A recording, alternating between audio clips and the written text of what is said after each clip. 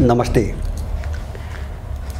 अहिले केही 2-4 दिन यता योभन्दा अगाडि जुन एउटा नाटकीय द्वन्द्व एउटा दलाल कित्तामा देखा परेको थियो र एकपछि अर्को गरी विभिन्न काण्डहरूका श्रृङ्खलाहरू बाहिर आइरहेका थिए। सुन काण्ड, ललिता निवास हुँदै चाहिँ तपाईको त्योभन्दा अगाडिको भुटानी काण्ड। यो 2-4 दिनको परिस्थिति सीन हेर्दाखेरि भित्रको चाहिँ खेल ठ्याक्कै अर्को कोषतिर गएको अब स्पष्ट रूपमा देखिएको छ र लगभग चाहिँ तपाईको बीचमा के कारण हो म अलिकति पछाडि यसको अलिकति केही चिरफार गर्न कोसिस गर्नेछु।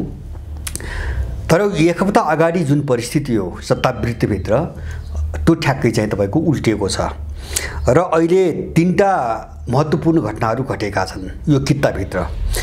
पहिलो, माधव नेपाल र बाबुरामलाई ललिता निवास काण्डबाट बाहिर राखिएको छ र सिआइबीले बयानका नाममा, कथित बयानका नाममा उनको घरमा पुगेर एउटा भेटघाट गरेको छ। त्यसलाई भेटघाट भन्नुपर्छ, अर्को कोणले भन्यो भने त्यसलाई उनीहरूको सम्मानै भन्नुपर्छ।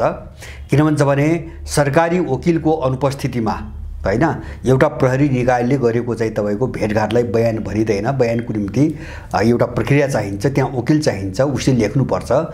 यो केही पनि भएन। यसको एउटा कारण प्रश्न के हुन्छ भने उनीहरू चाहिँ ललिता निवास प्रकरणबाट बाहिर राखिए। अब स्पष्ट यो भयो नम्बर 1।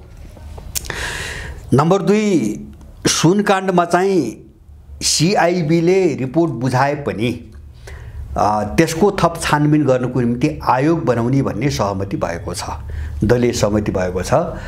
र यसको अर्थ के हो भन्छ भने जस्तो आयोग बनेपछि तिनी सबै पार्टीका कोटाबाट झोलेहरू पर्छन्, त्यो सामान्यतः बुझ्न सकिने कुरा भयो हैन। जस्तो कांग्रेसले केही मान्छे पठाउँछ, माओवादीले पठाउँछ, एमालेले पठाउँछ, अर्कोले पठाउला। यसको मतलब के हुन्छ भने त्यहाँ अब केही पनि निर्णय हुँदैन।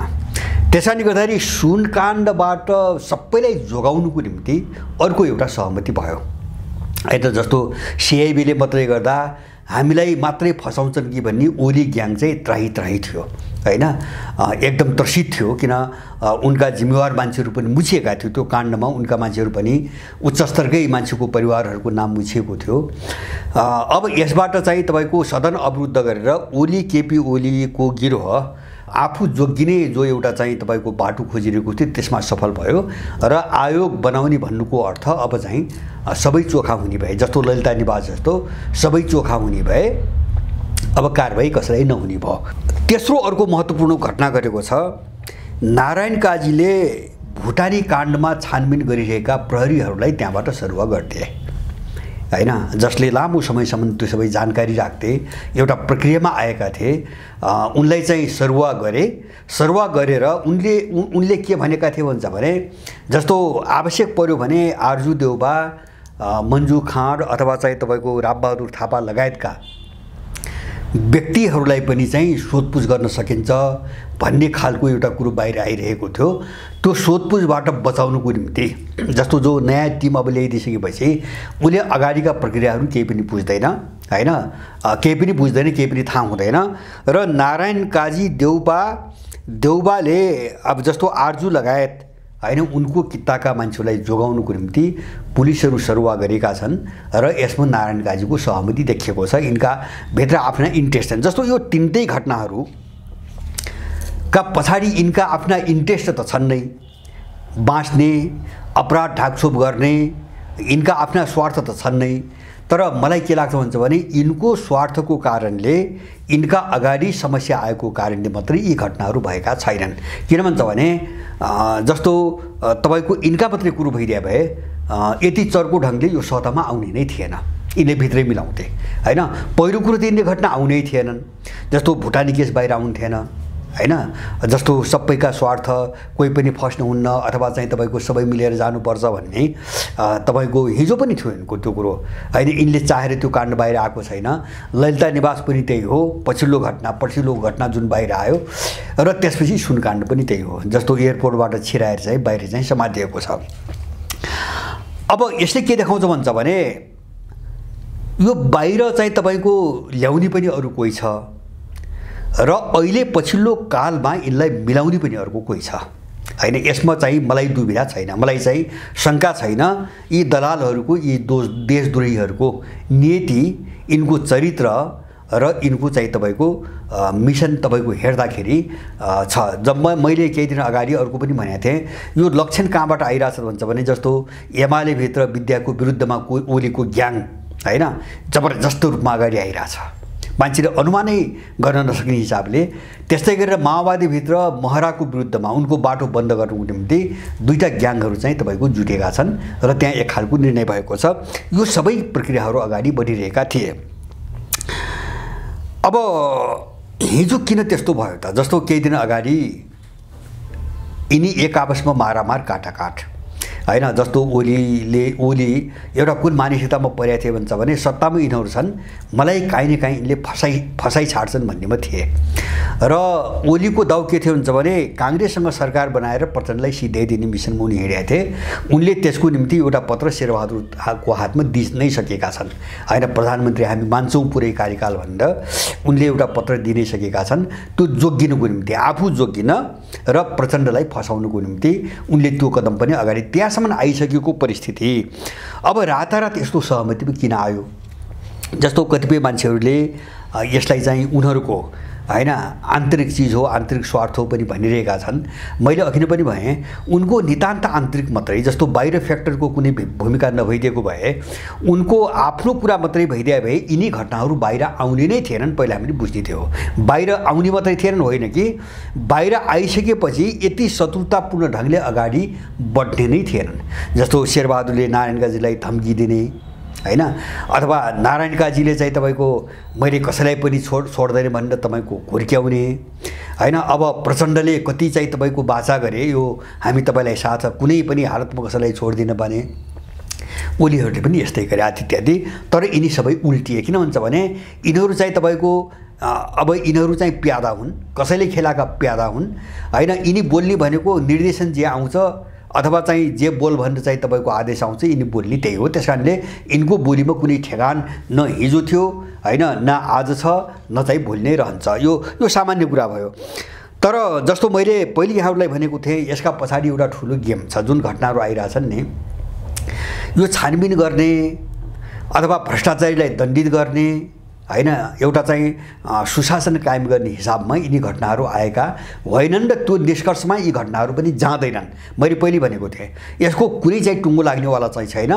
यहाँभित्र खेल छ। जस्तो त्यो खेलमध्ये एउटा के हो भन्छ भने जस्तो यिनीहरूलाई लडाएर बार्गेनिङ गर्ने र आफ्नो काम गराउने, जस्तो सबैबाट त्यही गरिरहेको छन्। इन्डियनले त्यही गरिरहेको छ, अमेरिकनले त्यही गरिरहेको छ, युरोपियनले त्यही गरिरहेको छ हैन। जस्तो नागरिकता विधेयक हामीले देख्यौँ। अब यिनको सरकार टिकाइदिनुको निम्ति इन्डिया जान दिन हैन, इन्डिया जानुभन्दा अगाडि केही घन्टा अगाडि नागरिकता प्रमाणीकरण गरेर इन्डियनहरूलाई नागरिकता दिने बाटो खोले। केही नदीहरू तपाईँको बुझाए। जस्तो चाहिँ ए बिचमा माधव नेपाल विदेशतिर गए हैन। यिनी धेरै घटनाहरू भए, यहाँ धेरै घटनाहरू भए र यिनलाई घाँटी समातेर, यिनको घाँटी समातेर आफ्नो काम गराउने एउटा रणनीति थियो। जस्तो यो अराजकता जो विभिन्न घटनाहरू जो आए नि, एउटा अराजकता फैलाउने। दोस्रो चाहिँ तपाईँ के भन्छ भने आफ्नो अनुकूलको समीकरण बनाउने। जस्तो काम नलाग्ने, जनताको विषयमा काम गर्न असक्षम भइसकेका, प्रभावहीन भइसकेका मान्छेहरूलाई हटाइकन हैन, आफ्नै भए पनि उसलाई किनारा लगाइकन अर्को पङ्क्तिको एउटा समीकरण अगाडि बढाउने भन्ने खालको एउटा खेल पनि थियो। त्यो पाटोभित्र अर्को त्यो खेल पनि थियो। र तेस्रो के पनि थियो भन्छ भने विभिन्न विकल्पमध्ये तेस्रो के पनि थियो भन्छ भने नेपालमा एउटा ठुलो अराजकता, जो एउटा बहुआयामी खालको द्वन्द्व हैन। जस्तो हामीले फाटफुट केही सिम्टम, केही लक्षणहरू, जस्तो साम्प्रदायिकता बढाउने, धार्मिक द्वन्द्व बढाउने अथवा विभिन्न खालका चाहिँ जो लक्षणहरू विभिन्न तबकाहरूबाट आइरहेका छन्। अब यहाँ पनि फेरि जस्तो समाजभित्र पनि एउटा द्वन्द्वको वातावरण सिर्जना गराउने, दलहरूभित्र पनि द्वन्द्वको वातावरण सिर्जना गराउने, राज्यले काम गर्न नसक्ने गराउने, स्वयं राज्यभित्र पनि तपाईँको एउटा द्वन्द्वको अवस्था सिर्जना गर्ने र एउटा अराजकता, चरम अराजकता, नियन्त्रणविहीन एउटा अराजकता पैदा गरिकन त्यहाँ बीचबाट खेल्ने र कुनै दुर्घटना गराउने एउटा खेल पनि अगाडि बढिरहेको थियो। अब त्यो चाहिँ कोर्सको हिसाबले तत्कालको कोणबाट हेर्दाखेरि यो अर्को दिशातिर गयो अब यो तीनटा चाहिँ मैले अघि सुरुमा भने तीनटा चाहिँ तपाईको निर्णय हेर्दाखेरि कोर्स जो हिजोसम्म प्रयोग भइरहेको थियो त्यो अर्को दिशातिर गयो, मैले त्यस्तो देख्छु। अब अथवा चाहिँ यिनीमध्ये जसलाई विदेशीहरूले प्रयोग गरिरहेका थिए एकअर्का विरुद्धमा, यिनलाई अहिले हालसालको निम्ति केही समय हैन यिनलाई चाहिँ मिलाउने र एकअर्का विरुद्ध चाहिँ तपाईको पुरै निषेध गर्ने हिसाबले, एउटा अर्कालाई निषेध गर्ने हिसाबले अहिले जान नदिने भन्ने खालको अर्को एउटा कुनै डिजाइन बनेको देखियो। यसको कारण के? मैले यति चिरफार गर्ने यसको कारण यो आवश्यकता महसुस किन भयो हैन? हिजो यिनलाई लडाउन चाहिँ आवश्यक किन देखियो र रातारात चाहिँ फेरि यिनलाई अहिले तत्कालै हैन यसो मिलाको जस्तो गर्ने, एकअर्का विरुद्ध जान नदिने अथवा एउटा विरुद्ध अर्कोलाई प्रयोग नगर्ने भनौँ अझ प्रष्ट रूपमा, त्यो रणनीतिमा चाहिँ त्यो विदेशी शक्ति किन गयो हैन? यो एक खालले यसो देख्दाखेरि रहस्यमय छ। अब यसभित्रका सबै कारणहरू त अहिले हामीले अनुमान गर्न गाह्रो छ, तर मैले एउटा चिज के सङ्केत गर्नु चाहन्छु भने चिनिया सेनाको एउटा टोली नेपाल आइसकेपछि हैन भएको चाहिँ परिवर्तन हो। यो धेरै चाहिँ तपाईको महत्त्वपूर्ण र रहस्यमय देख्छु मैले। चिनिया सेना आयो हैन, 4-5 दिन यहाँ बस्यो, उच्च स्तरको टोली थियो र अब ऊ आयो गयो हैन, खासै विस्तृतमा समाचार पनि आएनन्। तर मैले पहिले भनेको थिएँ नि, जस्तो यो दलहरूको यो पतनपछि हैन, यो नग्नतापछि सबै शक्ति केन्द्रहरूको आँखा सेनामाथि परेको छ। चिनिया सेनाको टोलीले पनि सेनालाई फोकस गरेर आयो, भेट्यो, बस्यो, गयो। त्यसपछिको परिवर्तन हो यो हैन, बाहिरी सरसर्ती हेर्दाखेरि है। अब यो सम्बन्ध कहाँ हुन सक्छ, मैले त्यो अलिकति चाहिँ तपाईको केही चाहिँ अनुमान गर्न खोतल्न कोसिस गरेको। यद्यपि मेरो कुरा चाहिँ प्रामाणिक रूपमा यही हो म भन्न सक्दिनँ, तर त्यो तथ्यको नजिक देखिन्छ। किन भन्छ भने रातारात बडो अस्वाभाविक र नाटकीय ढङ्गले परिस्थिति उल्टिएको छ हैन। त्यो बिना कारण यसरी उल्टिँदैन हैन। जस्तो बिना कारण प्रचण्ड र चाहिँ नारायण काजी डुङठङले हामी जान्छौँ गइरहेका छौँ भन्थे नि, रातारात चाहिँ आत्मसमर्पण गर्दैनन् उनीहरूले हैन। जो अभियुक्तहरू भन्थे उनीहरूले आत्मसमर्पण गर्दैनन्। त्यसकारणले यसका पछाडि कुनै ठुलै चाहिँ तपाईको एउटा चाहिँ उसले घटनाले काम गरेको मैले देख्छु। र यहाँ चाहिँ तपाईको एउटा चाहिँ जस्तो एउटा स्वाभाविक हामीले चाहिँ ठ्याक्कै त्यो मोडेल के होला, कसो होला, कुन रूपमा प्रकट होला त्यो अहिले अनुमान गर्न नसके पनि एउटा चिज के हो भन्छ भने अमेरिकनहरूले अथवा चाहिँ केही हदसम्म इन्डियनहरूले पनि नेपालमा ठुलो अराजकता, मैले माथि सुरुमा भने नि, विभिन्न कोणबाट एउटा अराजकता पैदा गरिकन एक खालको कु गराउन खोजिरहेका छन्, विशेष गरिकन अमेरिकनहरूले हैन।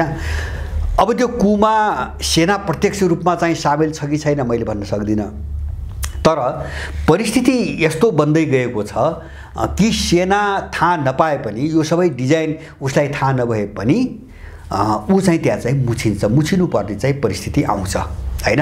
जस्तो चौतर्फी दङ्गा हुन थाल्यो, चौतर्फी भिडन्त हुन थाल्यो, चौतर्फी हिंसा हुन थाल्यो, चौतर्फी चाहिँ तपाईको लुटपाट हुन थाल्यो भने हैन। जस्तो त्यो त पृष्ठभूमि तयार छ, जस्तो आर्थिक सङ्कट तयार छ, ब्याङ्किङ सङ्कट तयार छ हैन। अब दलहरूभित्रको आन्तरिक सङ्कट तयार छ हैन। बाहिर चाहिँ समाजभित्र विदेशीहरू त्यही ढङ्गले खेलिरहेका छन्। त्यसकारणले गर्दाखेरि कहीँबाट त्यो हिंसात्मक खालको गतिविधि भयो भने अझ त्यसमा थप पनि अमेरिकाले केही वर्षदेखि सन् 2018 देखि नेपालमा मुजाहिद्दिन आतंकवादीहरूको ठुलो चाहिँ सेल्टर भएको र त्यहाँबाट कुनै पनि बेला इन्डियामा आक्रमण हुन सक्ने भनेर बारम्बार रिपोर्ट सार्वजनिक गरेको छ, गर्दै आएको छ। त्यसको कारण के हुन्छ भने उसले त्यस्तो खालको चाहिँ आतंकवादी समूह बनाएर राखेको छ। आफूले प्रयोग गर्नको निम्ति राखेका ती समूहहरूलाई चाहिँ तपाईको एउटा कृत्रिम चाहिँ तपाईको ढङ्गले उसले हवा चलाउँदै आएको छ। त्यसकारणले त्यही समूह नै चाहिँ अमेरिकाले प्रयोग गर्न सक्छ। बरु त्यस्तो खालको कुनै गतिविधि भयो, मैले भने नि कुनै बाहिरी आतंकवादको नाममा कुनै विदेशीले आक्रमण गर्यो अथवा चाहिँ यहाँ चाहिँ तपाईको सामाजिक रूपमा चाहिँ कुनै द्वन्द्व अगाडि आयो अथवा बैंकिङ सङ्कट, आर्थिक सङ्कट धराशायी भएर लुटपाट सुरु भयो आदि इत्यादि, यस्तो परिस्थिति आयो भने सेना भोलि चाहिँ आउनुपर्छ, सेना आउन बाध्य हुनुपर्छ। त्यसकारणले त्यो सिधै आफू संलग्न नभए पनि वा थाहा नपाए पनि एउटा परिस्थितिले सेनालाई चाहिँ तपाईँको तान्छ र त्यो एक खालको कुकै बाटोमा जानुपर्छ। किन भन्छ भने राज्य सम्हाल्नु पर्यो, सम्हाल्दाखेरि उसले आफ्नो हातमा लिनुपर्ने बाध्यता हुनसक्छ। कोण जेसुकै होस् हैन, अहिले मैले यकिन गर्न सक्दिनँ जस्तो चाहिँ यो सबै परिस्थितिमा चाहिँ सेनाकै संलग्नता छ वा छैन मैले यकिन गर्न सक्दिनँ। तर मैले अहिले देखेको के हो भन्छ भने सेनालाई नै अगाडि आउन बाध्य बनाउने गरी हैन जुन एउटा अराजकताको खेल भइरहेको थियो त्यो खेल चिनिया सेनाको भ्रमणपछि बिथुलिएको छ हैन। यस्तो बुझ्छु मैले, चिनिया सेना सायद कुनै धम्की दियो होला। किन भन्छ भने अहिले मैले सुन्दैछु केही सूचनाहरू पाएँ, अहिले पनि यहाँ जस्तो लगानी बोर्डमा जोका रका एजेन्टहरू छन्, लगानी बोर्ड भनेको जो नेपालमा रका एजेन्टहरू त्यहाँ नियुक्त गरेका छन्, उनीहरूले चीनबाट हुने कुनै पनि प्रकारका लगानीहरू र लगानी गर्ने सबै बाटाहरू बन्द गर्ने खालको एउटा नीति बनाउँदैछन् भन्ने सूचना आएको छ हैन। चीनलाई लगानी गर्दै नदिने हैन, अब स्टेट टु स्टेट पनि गर्न नदिने, लगानी बोर्ड मार्फत पनि गर्न नदिने र रुसलाई पनि यथाशक्य ब्लक गर्ने भन्नेमा चाहिँ तपाईँको लगानी बोर्डले त्यो ढङ्गले एउटा नीति बनाउने योजनामा चाहिँ त्यस्ता प्रस्तावहरूबारे केही दिनभित्रै छलफल हुँदैछन्, आजभोलि नै छलफल हुँदैछन् भन्ने सूचना आएको छ। र यो सबै चिज तपाईँको हेर्दाखेरि जस्तो नेपालको भूराजनीति कस्तो छ भन्छ भने एउटा कोणबाट नेपाललाई कसरी चाहिँ एउटा विस्फोटमा लैजाने हैन एउटा साम्राज्यवादी शक्तिको त्यो प्रयास पहिलेदेखि छ, यिनी सबै त्यसको निम्ति प्रयोग भएका छन्।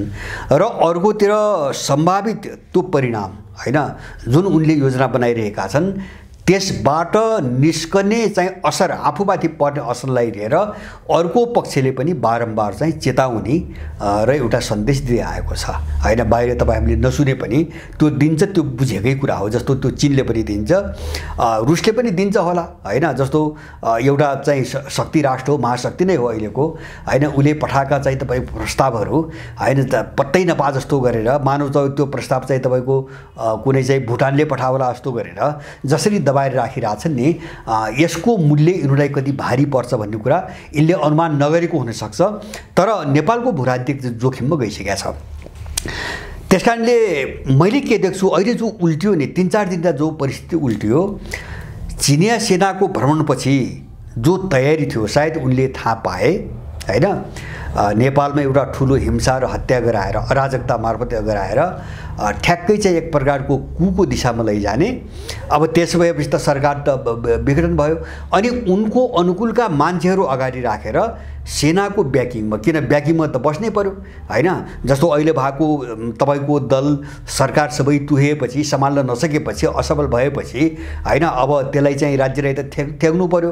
त्यो थ्याग्नको निम्ति सेनैहरूको विकल्प हुन्न, उसको त्यो बाध्यता पनि हुन्छ अनि उसको त्यो बाध्यतालाई प्रयोग गरेर त्यो चाहिँ अमेरिकनहरूले आफ्नो अनुकूलको कुनै एउटा क्रिमिनल पात्रलाई हैन राजनीतिक पात्रको रूपमा अगाडि सारेर त्यो ढङ्गले अगाडि बढाउने योजना को सुईको कतै पाइकन चिनिया सेनाको टोली आएको चाहिँ मैले बुझ्छु। सायद सेनासँग कुनै कुराकानी नभइकन, सेनासँग मात्र हैन राजनीतिक वृत्तमा अथवा चाहिँ कूटनीतिक वृत्तमा पनि कुनै कुराकानी नभइकन यो चाहिँ तपाईँको परिस्थिति रातारात उल्टेको छैन। किन भन्छ भने हिजोको कोर्स अब चाहिँ सहज नहुने भयो हैन। जस्तो चाहिँ चिनिया सेनाको भ्रमणपछि हिजो जुन ढङ्गले लग्न खोजेको थियो त्यो सहज नहुने भयो, किन त्यसले नेपाललाई पुरै अराजकतामै भुइँमा हालिदिने भयो, उठ्नै नसक्ने गरी ढल्ने भयो। त्यो कोर्स सहज नहुने भइसकेपछि यिनीहरू अर्को मुखतिर गएको देखिन्छ। यिनीहरू कहाँ गए? अब त्यो मिसन पुरा नहुने भएपछि जस्तो उनका दलाल हुन् सबै, उनले पालेका अपराधी क्रिमिनलहरू हुन्, एउटाको हातबाट अर्कालाई कारबाही गराएर त अब हात त केही नलाग्ने भयो हैन। अब एउटा चाहिँ चिठिनी भयो, जस्तो 8 जुलाई फसाउँदा देउबाग्याङ चिठिनी मात्रै भयो हैन, अथवा चाहिँ माधव नेपाललाई फसाउँदाखेरि तपाईँको अब ऊ चिठिनी मात्रै भयो। त्यसकारणले गर्दाखेरि अब त्यो मिसन नै अहिले अगाडि जान सक्ने सम्भावना नभएपछि अहिले यिनी कसैलाई केही नगर्ने, दबाब दिने, बार्गेनिङ चाहिँ गर्ने, प्रेसर दिँदै जाने र अर्को एउटा कोर्सबाट जानुपर्छ भनेर यिनीलाई तत्काल चाहिँ तपाईँको कारबाहीको भागीदार अहिले नबनाउने, कसैलाई पनि नबनाउने। अब यो परिदृश्यपछि अर्को एउटा नाटकीय दृश्य आछ। किन यो हो भने मलाई किन लाग्छ भन्छ भने अमेरिकनहरूले जुन गेम खेल्न खोजिरहेको थिए नि, अब त्यसमा उनी असफल भएको सङ्केत कहाँ देखिन्छ भन्छ भने अहिले यो घटनापछि जस्तो यो तथाकथित मेलमिलाप हैन, जस्तो चाहिँ भुटानी काण्डमा, सुन काण्डमा, ललिता निवास तीनटै काण्डमा सबै मिले। अब यो परिस्थितिपछि अमेरिकन राजदूतको दौडा सुरु भएको छ। भेटघाटमा उनले केपी ओली र घन्टीका नेता रवि लामिछानेलाई भेटे हैन। अब एकातिर उनले भेटे, अर्कोतिर इन्डियाले सीके राउतलाई बोलाएको छ हैन। अब उनको इन्डियन र अमेरिकनहरूको यो जो देखिन्छ नि कि इन्डियाले चाहिँ तपाईको सिआइएले प्लान्टेड गरेको भन्ने मान्छे, त्यो आरोपित मान्छेलाई चाहिँ इन्डियाले बोलाइरहेछ हैन। सायद मलाई लाग्छ इन्डियाको त्रास कहाँ हो भन्छ भने अमेरिकाले जुन गेम खेल्न खोजेको थियो, जो मैले पहिले भने नि हैन, यहाँ चाहिँ अस्तव्यस्त र एउटा चाहिँ तपाईको अप्रत्यक्ष कु गराएर अगाडि बढ्ने जुन गेम खेलिरहेको थियो, सायद त्यसलाई रोक्नुको निम्ति अमेरिकाले प्लान्ट गरेका भनिएका मान्छेहरूलाई अलिकति चाहिँ तपाईको मत्थर पार्नु वा त्यो ढङ्गले अगाडि उठ्न नदिनुको निम्ति इन्डियाले कोसिस गरिरहेको जस्तो मैले चाहिँ तपाईको देख्छु। किन उनीहरू कहाँ डराइरहेका छन् भन्छ भने एउटा चाहिँ तपाईको चीनको विरुद्धको नाममा अमेरिकासँग सहकारी पनि उनले गर्नु परेको छ, तर अब भोलि अमेरिका चाहिँ हाबी हुने गरी नेपालमा केही भयो भने अब इन्डियनलाई ठेक्न सक्ने स्थिति पनि हुँदैन, इन्डियन त्यहाँ डराइरहेछ।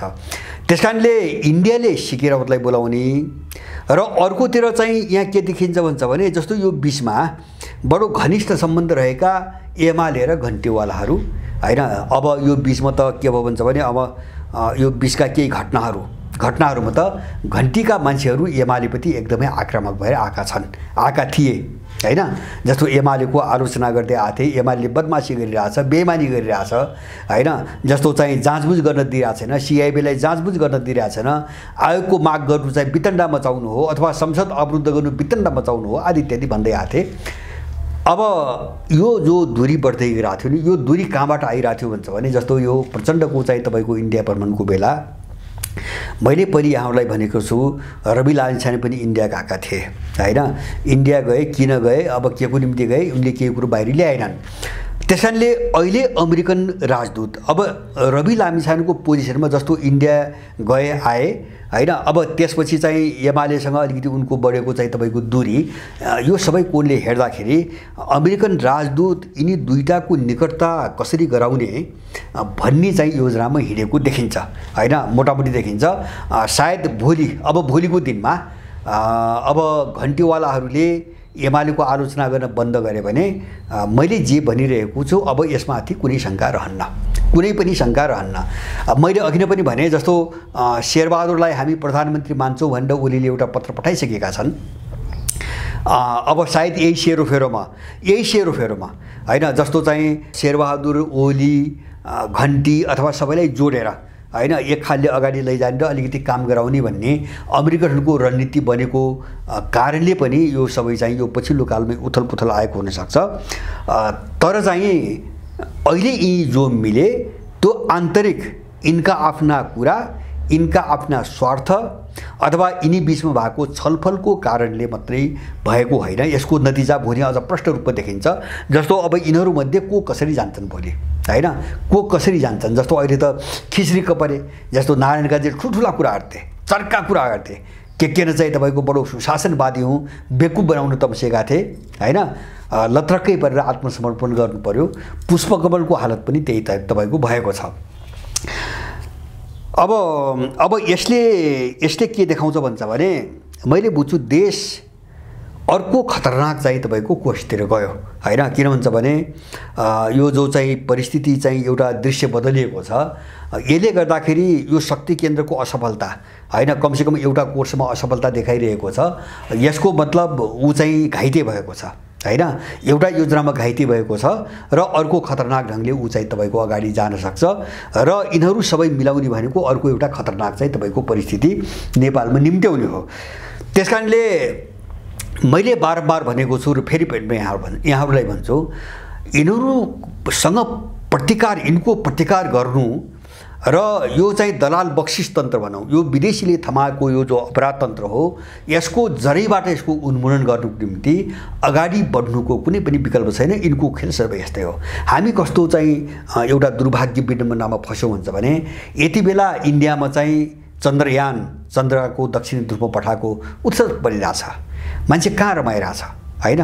त्यो वैज्ञानिकहरूले कति महान काम गरे हैन। इन्डिया जस्तो देशका र चौथो देश भयो, चन्द्रमामा चाहिँ यान पठाउने चौथो देश भयो हैन। अब कहीँका मान्छेहरू त्यो उत्सवमा लिप्त छन्, लागिरहेका छन्। वृक्षको समय कतिपय देशहरू वृक्षको झन्डै चाहिँ 30 वटा देशले वृक्षको सदस्यताको निम्ति आवेदन दिएका छन् हैन। मान्छेले आफ्नो कसरी प्रगति गर्ने, कसरी एउटा गठबन्धनलाई चाहिँ मजबुत बनाउने, मान्छे एउटा राष्ट्रिय हितको निम्ति दत्तचित्त भएर लागेको छ हैन। त्यो तर यहाँका यिनी सुँगुरहरू, यहाँका कुकुरहरू हैन, यहाँका फोहोर खाने पिशाचहरू, पिशाच पनि नबनेका हैन, पिसाब के अरे पशुको स्तरमा पनि नगएका यहाँका चाहिँ तपाईँको यो चाहिँ रक्षानका किराहरूको यो हरकत हैन संसारले हेरेको छ, संसारले सुनिरहेको छ हैन। नेपाल कहाँ पुग्यो, कस्तो देश भयो, कस्ता मान्छेहरूको हातमा गयो हैन। यस्तो घिनलाग्दो जो फोरी खेल्छ नि, यिनको दिमागमा त अब राम्रो चिज कहिले पनि आउँदैन, राम्रो सोच यिनको दिमागमा कहिले पनि आउँदैन। अब त्यसकारणले गर्दाखेरि यो अपराधी जत्थाबाट अथवा यो पिशाच वृत्तिबाट, यिनी नीच, यिनी घृणितहरूको पन्जाबाट देशलाई मुक्त गर्ने सङ्कल्प, यिनीसँग वारपार गर्ने सङ्कल्प हामीले नबोक्दासम्म हामी यस्ता घिनलाग्दा दृश्यहरू हेर्नुपर्ने नीतिबाट हामी कहिले पनि बाहिर आउन सक्दैनौँ। र मलाई लाग्छ यस्ता अपराधी, यस्ता नीच र यस्ता घृणितहरूको पछि लाग्नेहरू जो छन् नि, उनीहरू अझै मान्छे बन्न सकिरहेका छैनन्। बडो लज्जाजनक, उनलाई लाज लाग्नुपर्ने हो, उनलाई हिंताबोध हुनुपर्ने हो, आफूलाई मान्छे भन्दा चाहिँ तपाईँको सङ्कोच लाग्ने पर्ने हो हैन। कस्ता मान्छेको जयकार गर्दै हिँडेका छन्, कस्ता मान्छेका पछि लागेका छन्, कस्तालाई चाहिँ तपाईँको नेता मानिरहेका छन्। यस्तो चाहिँ दूषित जमात, यस्तो चाहिँ तपाईँको मान्छे बन्नै नसकेको हैन, यस्तो चाहिँ तपाईँको प्राणीहरूको बाहुल्यताले गर्दाखेरि देशको यो बेइज्जती हैन, देशको यो दुरावस्था हामीले देखिरहेका छौँ। यसलाई जसरी पनि तोड्नुपर्छ। र मैले अन्तिममा यति मात्र भन्न चाहन्छु कि यो के हो भन्छ भने, जस्तो यो सामसुङको घटना मात्रै होइन, यिनी सबै घटना सामसुङ त भए नै अब हैन, सामसुङ त सबै पारे नै। अब कुरो त्यति मात्रै छैन, सामसुङ पार्नुका पछाडि अर्को खतरनाक खेल छ।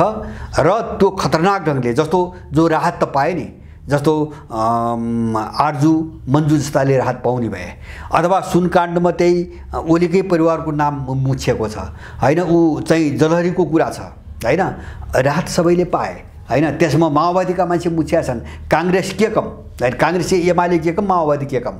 त्यसकारणले यिनी सबैले राहत त पाए हैन, त्यो अपराधबाट उन्मुक्त पाए। अब त्यहाँ त मिलाइयो, तर मिलाउनेले जो सहुलियत दियो त्यो सहुलियत बाबत यिनलाई खतरनाक ढङ्गले प्रयोग गर्न सक्ने अर्को खतरा बढेको छ। हामी यसप्रति एकदमै होसियार हुनुपर्छ। र यिनको यो जो आपराधिक मेलमिलाप छ नि, जो आपराधिक मेलमिलाप मैले बारम्बार भन्ने गरेको छु, यस्ता अपराधीहरूको चाहिँ तपाईँको बाँकी युद्ध हुन्छ नि, यस्ता नक्कली बाँकी युद्धको पछि लागेर हामी ध्रुवीकृत हुने र एउटाको पक्ष र अर्काको विपक्षमा बोल्ने जो मूर्खता हैन, मूर्खता मात्र हेरेर मलाई त्यो भन्छ भने त्यो मान्छेको स्तरै नभएको कुरा हो जो यसरी बोलिरहेछन् नि हैन। तपाईँको एउटा फ्यास केही कुरा गर्यो हैन, दुईटा चाहिँ तपाईँको पुलिस पक्रियो, कर्मचारी पक्रियो, नारायण काजी हाई हाई, अनि त्यसपछि अब नारायण काजीले छोड्दैन, अब त भ्यायो भ्यायो, गर्यो गर्यो, त्यही रहेछ नेपालको छोरो हैन। प्रचण्ड हाई हाई, अब प्रचण्डले आँट्यो गरी छाड्छ। यस्ता खालका बकवास गर्नेहरू यहाँ धेरै छन्। र मलाई लाग्छ कतिपय मान्छेलाई दिग्भ्रमित पार्ने खेलमा लागिरहेका छन् हैन, मान्छेलाई बराल्ने, गुमराहमा पार्ने र एउटा जो विद्रोहको भावना हो अथवा चाहिँ राज्य प्रणाली, व्यवस्था प्रणाली सँग चाहिँ का विरुद्धमा विद्रोह गर्ने जो मान्छेको चेतना हो, त्यो दिशातिर अघि बढ्न नदिनुको निम्ति त्यो खेलाइराख्ने एउटा चाहिँ घृणित जमात छ यहाँ हैन। अनि उसले यिनैका बिचको एजेन्डामा मान्छेलाई बेकु बनाइरहेछ हैन। कहिले यसको प्रशंसा गर्छ, कहिले उसको गर्छ, कहिले केपी ओली जिन्दाबाद भन्छ, वाह भन्छ।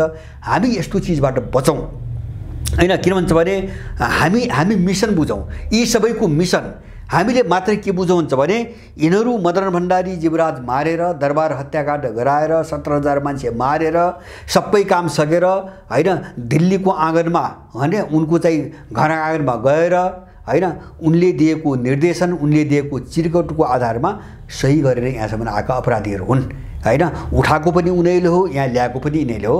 अनि यिनीहरूको पंक्तिभित्र यो राम्रो त्यो नराम्रो भन्ने हैन जो प्रवृत्ति छ नि, यो चाहिँ मान्छे नै बन्न नसकेका। बौद्धिकता त कुरै छोडिदिनुहोस्, एउटा कमन सेन्स पनि नभएको मान्छेहरू यिनीहरू। त्यसकारणले यस्तो प्रचारबाट हामी जोग्यौँ। अब यस्तो प्रचारबाट जोग्यौँ, कसरी यो आदतायी तन्त्रलाई कसरी समाप्त पार्ने भन्ने बाटोतिर जाउँ। अब यो घटनापछि सबैले निगरानीमा राखौँ। अब कसरी बढ्दैछ, सायद केही सिम्टम आउला नभ, केही लक्षणहरू त देखिन्छ नभ। अब त्यसलाई चाहिँ निगरानी गर्ने र यसको विरुद्धमा कसरी जुट्ने भन्नेतिर नै हामीले ध्यान दिउँ भन्ने लाग्छ। हस्, धन्यवाद।